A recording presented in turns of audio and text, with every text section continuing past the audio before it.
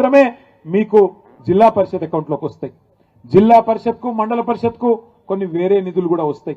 కేసీఆర్ గారి ప్రభుత్వం ఉన్నప్పుడు ఏ రకంగా ఉండేది గ్రామాల పరిస్థితి ఒక్కసారి గుర్తు తెచ్చుకోండి.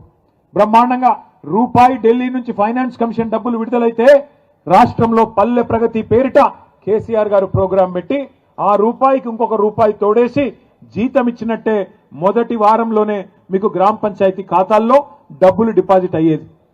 సర్పంచులకు నిధులు ఇవ్వడమే కాదు, విధులు కూడా గుర్తు చేయాలన్న ఉద్దేశంతో ప్రతి గ్రామంలో మంచి పనులు కేసీఆర్ గారి నాయకత్వంలో 10 ఏళ్లు మనం చేసుకున్నాం. చెట్లు పెట్టుకున్నాం. ఇవాళ ఏ ఊరికి పోయినా బ్రహ్మాండంగా చెట్లు మనకు స్వాగతం పలుకుతా ఉన్నాయి.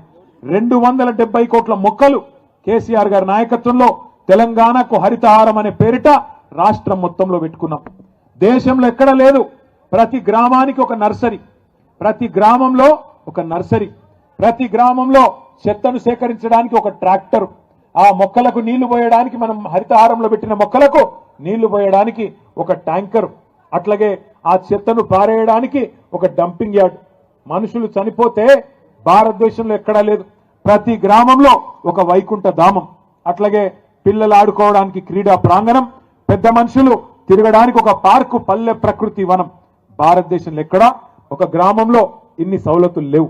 అందుకే కేసీఆర్ గారి నాయకత్వంలో తెలంగాణ పల్లెలను మనం అద్భుతంగా మార్చుకున్నాం. కాబట్టే భారతదేశంలో ఉత్తమ గ్రామ పంచాయతీలు ఎక్కడ ఉన్నాయి అని కేంద్ర ప్రభుత్వం లెక్కదీస్తే టాప్ 20 మొదటి 20 ఎక్కడున్నాయని లెక్కదీస్తే 20కి 20 తెలంగాణలో ఉన్నాయి కేసీఆర్ గారి నాయకత్వంలో అని కేంద్ర ప్రభుత్వమే మనకు కితాబిచ్చింది.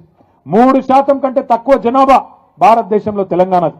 కానీ ఉత్తమ గ్రామ పంచాయతీలకు అవార్డులు ఇస్తే జాతీయ పంచాయతీరాజ్ దినోత్సవం నాడు 3% జనాభా ఉన్న తెలంగాణ 30% అవార్డులు గెలుచుకున్నది అంటే దానికి కేసీఆర్ గారి దక్షత, నాయకత్వ పటిమనే కారణం.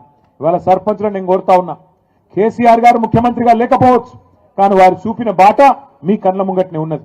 ఊరును ఎట్లా నడపాలి, ఎట్లా పారిశుద్ధ్యం మెయింటైన్ చేయాలి, ఎట్లా నీళ్లు అందించాలి అని మీకోసం ఊరూరా ట్యాంకులు కట్టిండు. ఒకప్పుడు నాకు బాగా గుర్తున్నది, 2009లో నేను మొదటిసారి ఎమ్మెల్యే అయింది కూడా ఎండాకాలం, ఏప్రిల్ మేలో గెలిచినాం. గెలిచినాక ప్రామిస్ చెప్తున్నా, మీకు నంబర్ నేను చెప్తే ఊరికి పోవాలంటే భయం అవుతుండే. ఎండాకాలంలో ఊరికి పోతే ఎక్కడికక్కడ రోడ్డు అడ్డంగా ఖాళీ కుండలు, ఖాళీ బిందెలు, మొత్తం మహిళలందరూ అడ్డం తిరిగేది. అన్నా మా ఊర్లో నీళ్లు లేవు, మా ఊర్లో 2 బోర్లు లేపి 2 మోటార్లు పెట్టి అని గడుబడి చేసేది. ఇలా మీరు అదృష్టవంతులు సర్పంచులు, మీకు ఆ బాధ లేదు. మిషన్ భగీరథ పేరుతో 40,000 కోట్లతో ఇదే నల్లగొండ జిల్లాలో ఉన్న ఫ్లోరోసిస్ ను రూపు మాపిన నాయకుడు మన నాయకుడు కేసీఆర్ గారు.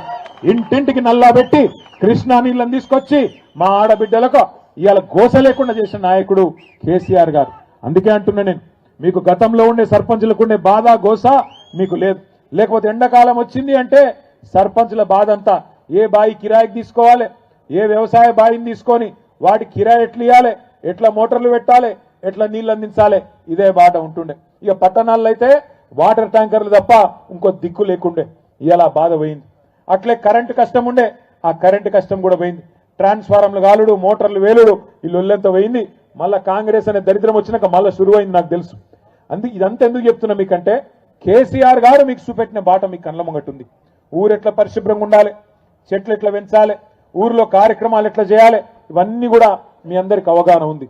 కానీ ఒక్క విషయం దయచేసి గుర్తుపెట్టుకోండి, ఇందిరమ్మ ఇండ్లైనా ఇంకోటైనా పెన్షన్లు ఇచ్చేదైనా ఇంకోటైనా అదెవరో మీ ఎమ్మెల్యేనో ఎంపీనో ఎవరో చేసే పని కాదు. ఆ కార్యక్రమం కూడా మీరే బాసులు. దానికి ఎక్కడ పెట్టాలి లిస్టు? ఇందిరమ్మ ఇండ్ల లబ్ధిదారులది ఎక్కడ పెట్టాలి? గ్రామ పంచాయతీలో. ఎవరు తీర్మానం చేయాలి? మీరే తీర్మానం చేస్తే లెక్క చెల్లుతుంది తప్ప నిన్నటి దాకా ఒక లెక్క, రేపటి నుంచి ఒక లెక్క అనే మాటను గుర్తు చేస్తున్నాం.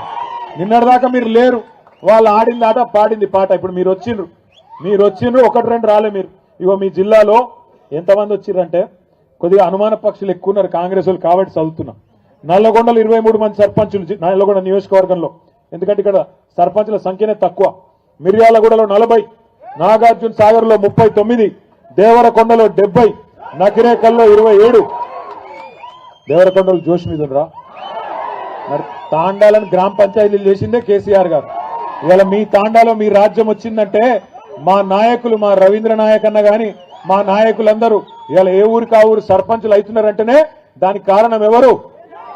6% నుంచి 10% రిజర్వేషన్ పెంచింది ఎవరు? 3,400 గిరిజన తాండాలు చేసింది ఎవరు? అట్లాగే నకిరేకల్లో 27, మునుగోడులో అవి కలిపినా ఇటు అవి కలిపితే 42, కలపకపోతే 27. ఎందుకంటే కలిపితే ఆ జిల్లా మన భువనగిరి జిల్లాలో కూడా అన్న కలిపి చెప్తున్నాడు. మొత్తం నియోజకవర్గం 42, ఈ జిల్లాలో వచ్చేటిది 27, మునుగోడులో 43, తుంగతుర్తిలో ఈ జిల్లాలోకి వచ్చేటిది 8. మొత్తం కలిపి 250 గ్రామ పంచాయతీలు ఒక్క నల్గొండ జిల్లాలో మనం గెలుచుకున్నాం. సాధారణంగా అధికార పార్టీ ఎటుంటే గటే ఓటేస్తారు.